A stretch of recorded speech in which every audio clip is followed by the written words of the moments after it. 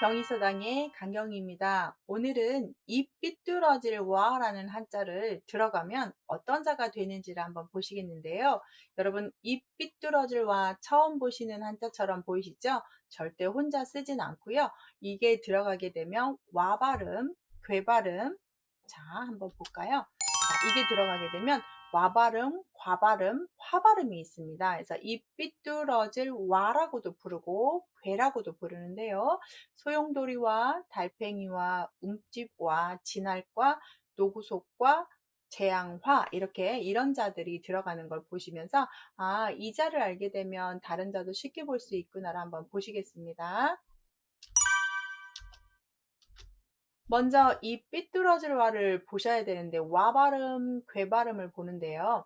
앞에다가 입구를 집어넣습니다. 그래서 입구 여기 보시면 입구를 뺀 나머지가 뼈골자인데요. 살을 발라내고 낸 앙상한 뼈 모양입니다. 제가 뼈를 조금만 그려볼게요. 자, 뼈골을 쓰게 되면 이렇게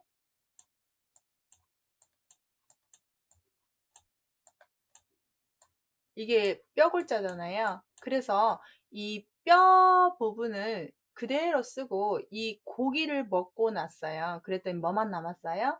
어, 앙상한 뼈만 남았죠. 그러면 이 고기를 먹을 때 입 모양은 어떻게 돼요? 아주 그냥 옆으로 뜯고 위로 뜯고 삐뚤삐뚤 하겠죠. 그래서 이렇게 고기를 먹는 입을 그려서 이 삐뚤어질 와라고 합니다. 그래서 이 삐뚤어질 와자는 이렇게 쓴다. 그럼 얘는 혼자 쓰지 않고요. 물수를 집어넣게 되면 소용돌이 와이라고 해서 이 삐뚤어듯이 물이 위에서 아래로 한꺼번에 샥샥샥샥 흐르는 게 아니라 소용돌이 치면서 오기 때문에 우리가 바쁜 와중에도 이런 말 쓰시죠. 그래서 와중할 때 이 앞에 물수를 쓰고 중자를 써서 일이 시끄럽고 어지럽게 벌어지는 것을 와중 이럴 때 쓰는 한자가 되겠습니다. 그래서 입구 물수, 와중, 소용돌이 친 가운데서 이런 말 할 때 우리가 일상 용어에서 바쁜 와중에도 많이 쓰는데요. 이럴 때 씁니다. 달팽이 와자를 보시면 앞에다가 벌레충을 쓰셔서 벌레와 써서 와각지쟁인데요. 달팽이 위에 더듬이가 있어요. 이 더듬이 두 개가 자기 둘이 싸운다고 해봅시다. 어때요? 대단한 싸움인가요? 걔네 싸우는지도 우리는 모르고 있죠. 그래서 아주 작은 어떤 존재감이 없는 싸움을 우리가 와각지쟁이라고 합니다. 작은 나라들이 싸울 때 그렇게 표현하겠죠. 자, 움찌발을 보시면 위에 구멍혀를 쓰고 옆에다가 이 삐뚤어지라를 써서 구멍을 삐뚤삐뚤삐뚤하게 그냥 원시적으로 구석기 시대가 만드는 것처럼 그냥 그렇게 만드는 것. 아주 규격을 딱 맞고 반듯반듯하게 이렇게 만든 집이 아니라 그냥 구멍을 내어서 대강 파서 사는 집, 움집 할 때 와골, 동굴골을 써서 그때 쓰는 단어가 되겠어요.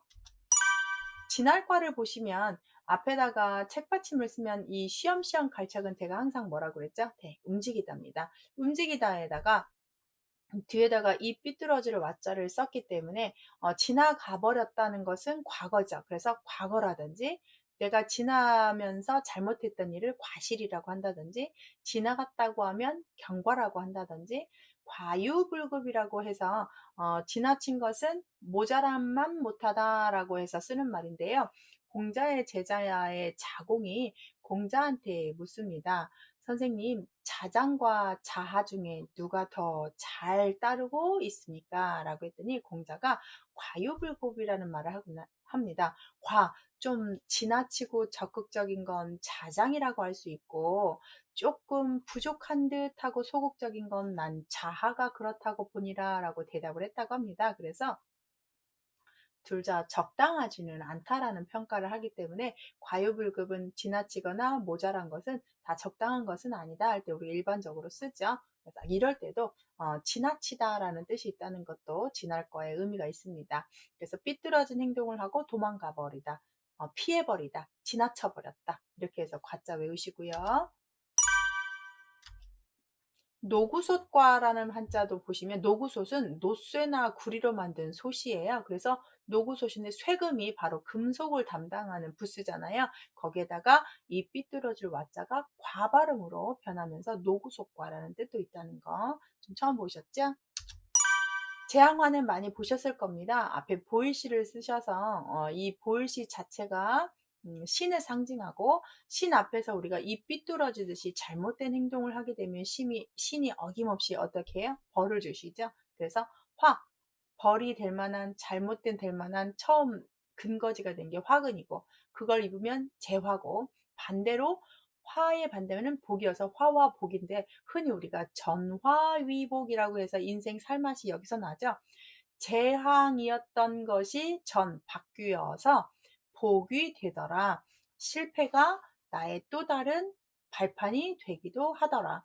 아직 인생을 많이 살아보진 않았는데요. 살면 살수록 느끼는 게, 힘든 일이 다가왔을 때는 정말 이 힘든 일 때문에 앞길이 깜깜하지만, 지나고 보니까 그 힘든 일이 왔기 때문에 더 좋은 일이 오게 되는 계기가 되는 것 같아요. 힘들었기 때문에 그 다음에 오는 것들이 더 감사하고, 내가 실패했기 때문에 다시 도전해서 더 좋은 걸 얻게 되는 거잖아요. 실패하지 않았으면 몰랐을 것을 실패했기 때문에 알아가기도 하고요. 그래서 이 전화위복이라는 게 삶을 사는 큰 묘미가 아닌가를 나이 들면서 계속 느끼는데요. 화가 나중에 복이 되는 경우가 정말 많습니다. 젊은 사람들, 사랑하는 사람하고 이별을 하게 되면 정말 그때 가슴 아프고, 모든 유행가 가사가 내 얘기처럼 힘들지만, 지나고 보면 그 사람이랑 헤어졌으니까 지금 현재 그 좋은 사람을 만나는 계기가 된 거잖아요. 그래서 화와 복은 계속 바뀌는 것 같아요. 그래서 내가 그 화를 어떻게 받아들이냐에 따라서 인생관이 바뀌죠. 저는 그렇게 생각하고 열심히 사는데, 화가 닥쳤을 때 힘들지만 그게 나중에 큰 복이 되는 씨앗이 된다는 걸 꼭 잊지 않았으면 좋겠습니다.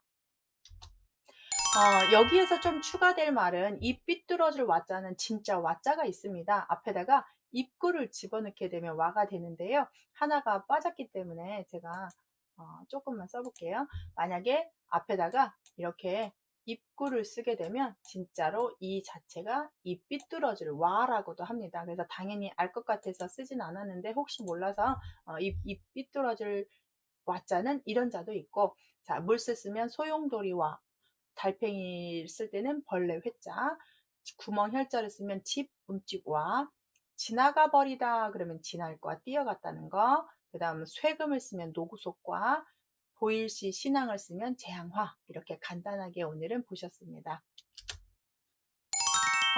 구독과 좋아요 눌러주시고요. 이런 영상 또 보고 싶다면 구독하시면 종종 제가 이렇게 영상 올리겠습니다. 수고하셨습니다.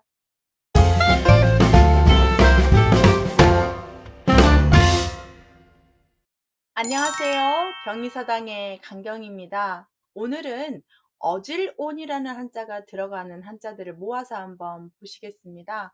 어질온이라고 하는 한자는 어떤 온이라는 음을 갖는데 어떤 한자들이 있는지 한번 보시겠습니다. 자, 어지론이 들어간 한자들을 보시면, 따뜻하론, 할미온, 성내론, 헌섬온, 연봉온, 싸우론, 사람 이름온, 술비주론, 이런 식으로 어지론자는 여러 가지가 있는데 오늘 8자 정도 됩니다. 공통적으로 이 온자가 들어가서 다 온 발음을 하고 있기 때문에 그렇게 어렵지 않게 보실 수 있어요. 자, 먼저 이 어지론자를 보셔야 되는데, 이 한자 위에 있는 한자는 이렇게 약자처럼 한일로 써서 원래는 가돌 숫자인데, 가돌 수 더하기 그릇명자입니다. 이 가돌 수는 그 죄수가 감옥에 앉아 있는 모습을 뜻하는데요. 그 죄수에게 따뜻한 물 한 잔을 갖다 주는 마음입니다. 그래서 그릇에다 물을 담아서 죄수를 이렇게 보호하고, 죄수도 죄를 짓긴 했지만 조금 따뜻하게 온정을 베푸는, 그래서 어진 마음을 갖는, 이런 말로 어지론이라고 하는데요. 그래서 본격적으로 물을 갖다 주면 우리가 어질온, 이렇게 표현을 하는 거예요. 따뜻하론. 자, 어질게 그런 따뜻한 마음으로 물을 갖다 줘서 따뜻하론, 따뜻한 물을 갖다 준다는 얘기죠. 그러다 보니까 쓸 수 있는 단어가 온수라든지 따뜻한 마음, 온정이라든지 온고지신이라고 해서, 우리가 옛 것을 익혀서 새로운 것을 알아가는 걸 온고지신이라고 하잖아요. 새로 창조하기보다는 원래 있던 것을 약간 데펴서 새롭게 알아간다 이런 말로 온고지신할 때도 아 따뜻할 온자가 있구나. 근데 뭐 여기서는 이제 따뜻할 온을 주자 같은 경우는 익히다라고 해석해서 옛날 것을 잘 익히고 학습하여서 새 것을 알아가다 이렇게 표현하기도 하고, 또는 뭐 전자레인지에 없던 것을 다신 게 있던 것인데 그거를 약간 따뜻하게 하면 새 것처럼 먹어지게 되잖아요. 그것처럼 원래 있었던 것을 약간 조금 변화시켜서 새롭게 하는 걸 또 온고지신이라고 이해하셔도 편합니다. 할미혼자 보시면 옆에다가 여자 쓰고 따뜻한 어진 여자죠. 어진 여자, 따뜻한 여잔데요. 할미온에서 할미 구자를 써서 할미를 또 온구라고 하는데요. 개인적으로 할머니가 제가 한 8살, 9살 정도에 돌아가셨기 때문에 할머니가 쏟아주신 사랑을 그렇게 기억이 나진 않는데요. 제가 결혼해서 이제 우리 아이들 할머니, 시어머니가 아이들을 사랑하는 걸 보면서 와, 저런 할머니 있으면 참 좋겠다라는 생각 지금도 참 부러운데요. 저희 어머니가 상당히 아이들을 예쁘게 사랑으로 정말 잘 키워주십니다. 제가 이렇게 바빠서 어머니가 많이 키워주시는데 이 어머니가 우리 손주들 생각하고 제 자녀들이죠. 그 대하는 걸 보면 아 할머니는 저런 분이구나, 저런 할머니가 있다는 건 우리 아이들이 큰 복이구나 이런 생각을 하는데, 그 할머니의 따뜻함은 우리 아이들이 할머니가 돌아가셔도 정말 두고두고 마음속에 다 간직하고 있지 않을까. 개인적으로 저는 할머니의 그런 온정이 기억이 나지 않는데 우리 아이들은 큰 복이었겠다라는 생각을 하게 되더라고요. 그래서 이 여자 중에서도 제일 따뜻한 여자를 한자에서는 할머니로 표현하고 있습니다. 자, 그 다음 한자 보시면 성낸올인데요. 성낸다는 말은 화난다는 거예요. 어진 사람도 마음에 차지 않으면 화를 내겠죠. 뭐 성인 군자들도 사람인지라 어떻게 화를 안 내겠습니까? 목사님이 화를 안 내겠습니까? 스님이 화를 안 내겠습니까? 신부님이 화를 안 내겠습니까? 그들도 사람이기 때문에 화가 나지요. 그래서 여기서 온색이라고 하면 화낸 얼굴빛을 온색이라고 합니다. 그래서 어진 사람도 마음에는 성냄이 있다. 근데 그것을 잘 다스리기 때문에 우리가 성인군자라고 표현하는 게 아니겠습니까? 헌서몸은 앞에 실사를 쓰고 뒤에 어질다라가 발음을 줘서 실로 만든 우리의 옷감 헌솜인데요. 흑히 온포일치라고 해서 들어보시지 않았죠? 두 자씩 해석하시면 돼요. 이런 거 나오면 어려워하지 마시고 잘 보세요. 따뜻한 두루마기를 부끄러워하지 않았다 해서 뜻이 높아 자질구레한 일에 구애되지 않다. 내가 이런 따뜻한 가난한 사람들이 입는 거친 옷을 입고도 부끄러워하지 않았다라는 뜻이래요. 이것들인데 이 헌섬 옷이 그 평민들이 입는 옷으로 보는 거예요. 그런 옷을 입고도 부끄럽지 않았다 해서 뜻이 높아 자질구레한 일에 그렇게 뭐 구애되지 않는다. 이 헌섬 옷은 시민들이 백성들이 입는 옷으로 취급해서 왜 귀족들이 그런 하찮은 백성들이 입는 옷을 입는다고 하면 같은 급이 될까봐 싫어할 수 있잖아요. 흔히 높은 사람들이 그 뭐 길거리 음식 안 먹고 그다음 우리가 하는 것들에 대해서 별로 그 같이 동조하지 않는데 조금 안 된 곱지 않은 제 시선으로 보면 가끔씩 그런 거 전혀 먹어보지도 않고 입지도 않고 그런 거 타보지도 않았던 사람들이 선거철 되면 우리 민중 속으로 들어와서 먹어보고 체험해보고 막 이런 모습 가시적이로 보일 때도 많잖아요. 그 부분을 평상시에도 그렇게 서민들이 했던 것을 그대로 하는 것을 절대 부끄러워하지 않고 같이 한다는 거에서 아주 뜻이 높은 사람이죠. 그런 걸 온포일치라고 한다고 합니다. 연병온자 보시면 병들력자에다가 따뜻하다라는 뜻을 써서 여기에 온자는 그대로 온 발음이고 그 어질지 못한 병이죠. 이렇게 되면 그래서 병인데 연병이라는 말은 돌림병을 다 연병이라고 합니다. 그러고 보면 옛날 할머니들이 욕할 때 연병을 써서 많이 욕을 하시잖아요. 정말 전염병이라는 표현이어서 옛날에는 치료, 위생 이런 게 없기 때문에 우리도 코로나로 얼마나 힘듭니까? 그래서 이 연병이라는 말 자체가 돌림병이어서 그렇게 욕을 하시면 돌림병 전염병으로 죽어야 된다 뭐 이런 의미로 아주 센 욕이 돼요. 그래서 함부로 하면 안 되는 욕인데 할머니들이 막 정말 하죠. 욕쟁이 할머니들도 상당히 많이 하고요. 그래서 온역은 여기서 연병력, 전염병력을 써서 봄철의 돌림병을 연병 온에서 온역이라고도 한다고 합니다. 어질지 못한 병입니다. 그래서 정말 돌림병이 어디가 어집니까? 정말 한 사람이 아파서 여러 사람을 감염시켜서 별로 나는 괜찮지만 그 병을 옮겨받은 사람은 면역이 떨어져서 사망할 수가 있기 때문에 전염병은 정말 조심해야 되죠. 나부터 조심해야 남을 지키는 겁니다. 우리 코로나 겪으면서 알게 되셨잖아요. 자, 사우론자를 보시면 풀초에다가 헌소문 아까 배우신 걸 집어넣었어요.